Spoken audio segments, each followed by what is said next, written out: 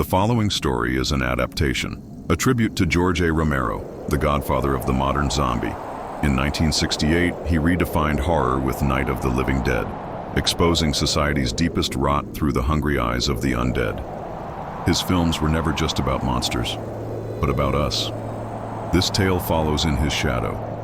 But be warned, if you are disturbed by the decay of flesh, the collapse of order, and the thin line between sanity and infection, you may want to turn back now. This is a graphic novel noir nightmare told in shadows, blood, and silence. Quarantine Zone, Infected Dawn. Adapted from the original work by George A. Romero, they closed the roads at sundown. No sirens, no announcements, just checkpoints, shadows, and silence. Elbridge wasn't even on most maps anymore, a dying farm town swallowed by dust and debt. But when the first case was reported, a girl convulsing in a diner, screaming her father's secrets in a stranger's voice, everything changed. The government called it a localized psychobiological event. Locals called it the infected ring. After the third week, it had a new name, Zone Q. In the center of this rotting circle, a crooked farmhouse leaned into the wind, paint stripped, vines coiled through broken windows, and the scent of ammonia and blood soaked the wood. Inside were 6 people, some chosen, others stranded, all afraid. Marla, early 40s, mother of 1. Her hands shook constantly, as if still washing dishes that no longer existed. Dean, her son, mute since they left the refugee camp. Thin, watchful, too watchful. Reese, a paramedic turned scavenger, cigarette always tucked behind his ear. Tomas, janitor, eyes hollow from loss. Lenora, microbiologist, trembling between genius and collapse. And Ben, ex-military, mistrust as muscle memory. They had sealed every window, stuffed rags under every door. But rot still crept in. At night, it was louder than the wind, breathing, chattering teeth, and the occasional laugh, human but twisted at the edge. It began subtly. Dean drew pictures, not of people but of organs. He drew lungs in charcoal, then erased them and redrew them with tentacles. He drew a human brain cracking open like a fruit. When asked why, he only pointed at the floorboards and said, "They learned down there." Reese said he'd seen things like this in the early outbreak. Not viral, not bacterial, something parasitic, a neural intruder. Lenora nodded. It isn't killing the brain. It's editing it. Ben cut in. Cut the science. We hear voices. We shoot. That's the rule. But it wasn't that simple. At 2:14 a.m., a light flickered in the woods. A strobe, blinking in sequence. Dean pressed his face to the boards. He whispered, "It's Morse. They're spelling names." Outside, a line of infected swayed under the trees, their mouths moving in unison, some saying words, others repeating secrets they could not possibly know. Thomas ran to the bathroom and vomited. By morning, the infected had vanished, but they left something behind. A rabbit. Skinned but still alive, its muscles pulsated with black veins. On its back, in burned letters, "Teach us more." Lenora screamed. Ben shot the rabbit 3 times. Its heart beat for another 5 minutes. The house began to creak more often. Water from the pipes came out warm and red. Not blood, something thicker. Like plasma mixed with mold. Reese cut his palm trying to fix a shutter. That night, he woke up with someone else's fingerprints on his wrist. The air smelled like vinegar and rust. Flashbacks returned to Marla. Before the collapse, she had been a nurse. She remembered patient 0 in the hospital, eyes rolled back, chanting GPS coordinates. The nurse who touched her collapsed in spasms and began laughing in her father's voice. She never told Dean what happened in that hallway. But now, Dean whispered in his sleep, "She begged you not to inject her, but you did." Marla stopped speaking after that. At 4:23 a.m., the cellar door creaked open. No one had touched it. Reese went down first. He found Thomas kneeling, naked, weeping in a pool of black fluid. On the wall, etched with bones, "We never stop learning." Reese pulled him up. Thomas looked him in the eyes and said in perfect clarity, "Your sister's name was Nia. She died in a red coat." Reese collapsed. No one had ever spoken that name to him here. Not even Reese had said it aloud in years. Outside, the wind carried voices now, not echoes. Confessions. Sins no one remembered confessing. Dean sat near the fireplace, drawing symbols, in ash. Lenora tried to stop him. He said, "The shapes keep them calm." Ben tied him to a chair. Later, Reese found a mirror cracked in the kitchen. His reflection blinked out of sync. When he raised his left hand, the reflection smiled. Smashed the mirror. Blood dripped upward from the shards. At 5 a.m., the rain returned. Thick, black, oily. It hissed when it hit the roof. The infected gathered again outside. Hundreds now. Ben loaded every gun. "Time's up," he said. Lenora stood frozen by the window. "They're not just infected. They're absorbing us." She looked at Dean. "He hasn't been our son since yesterday." Ben grabbed Dean, dragged him to the kitchen. Marla screamed. Dean whispered to her, "Don't worry, Mom. You'll..." "Join me soon." Marla shot Ben in the leg. The house exploded in panic. Dean broke free but didn't run. He opened the door. The infected didn't rush in. They stood there, smiling, mouths twitching, repeating every word the survivors had said inside over the last 12 hours. Ben crawled to the basement and hit the generator. The lights came back, so did the sounds.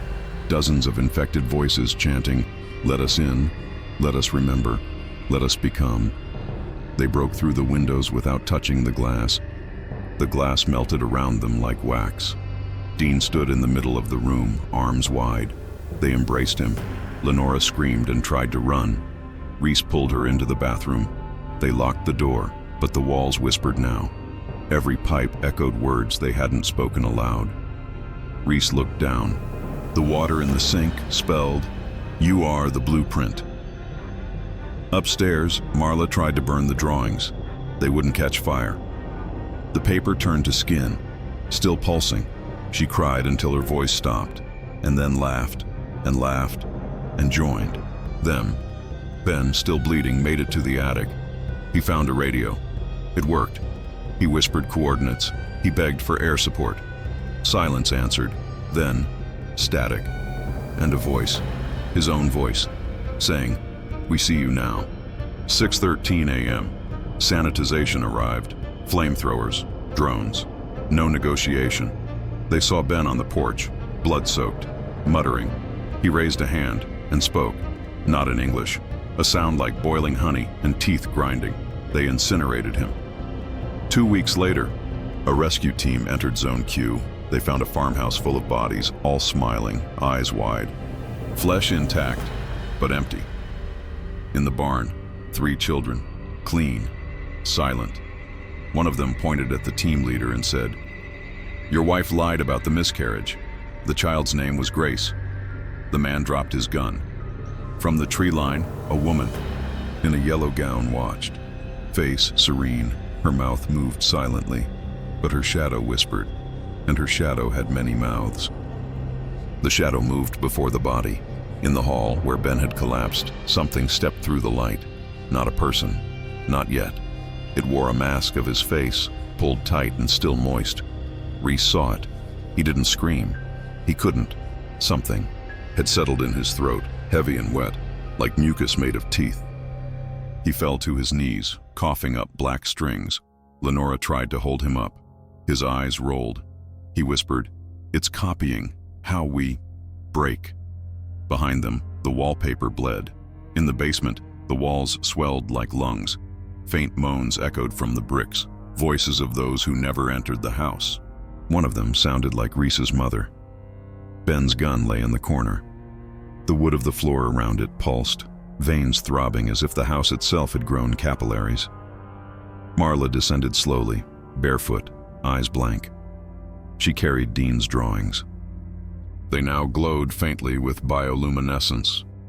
She laid them in a circle on the floor, whispered, "Every page is a memory. They need us to complete the archive." She slit her palm and let the blood drip in the center. The floorboards inhaled. Flashback, 2 months ago.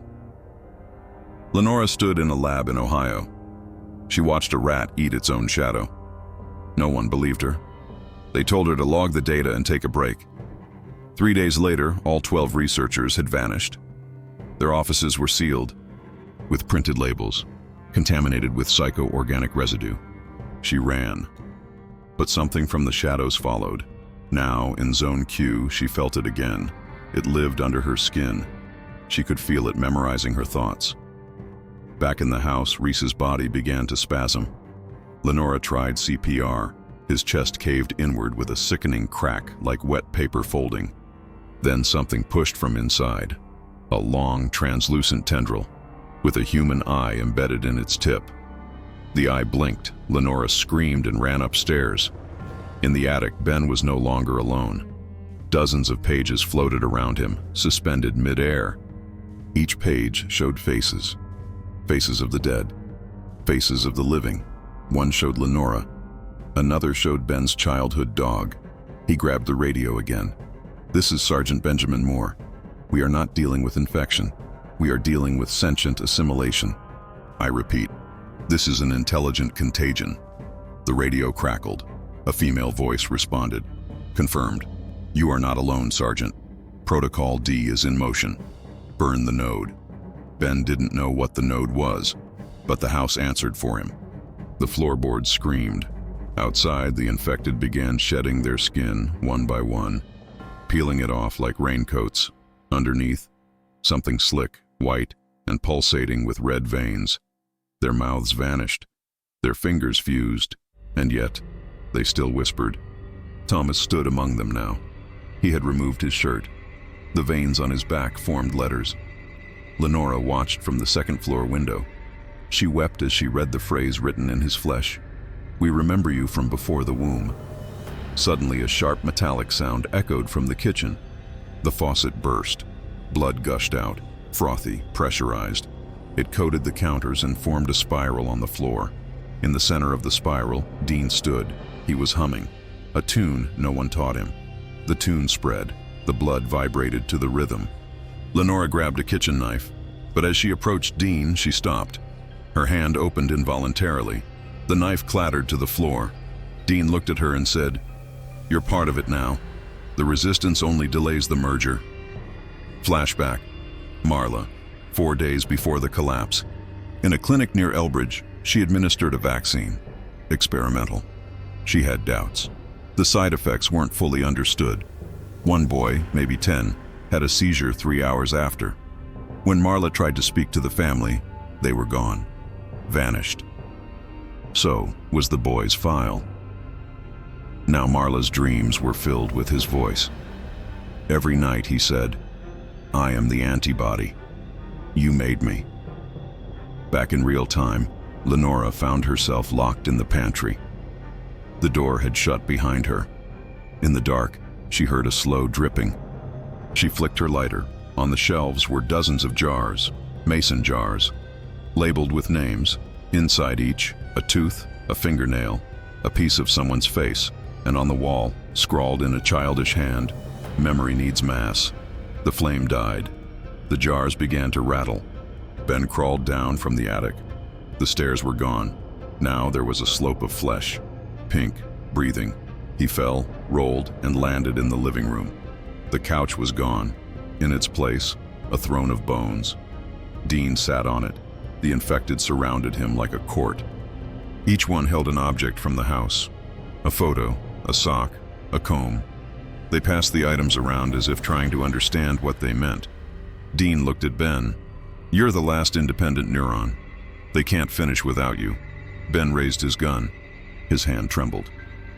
Dean stood. "Come home," he said. Ben hesitated, but then the floor opened. From it rose Reese, eyes gone, limbs elongated, mouth sealed. He walked without bones. He carried a hammer. Ben fired. Reese didn't fall. Ben screamed, dropped the gun, and lit the emergency flare. The light turned everything red. The infected recoiled. Dean hissed. Ben sprinted outside. Outside was no better.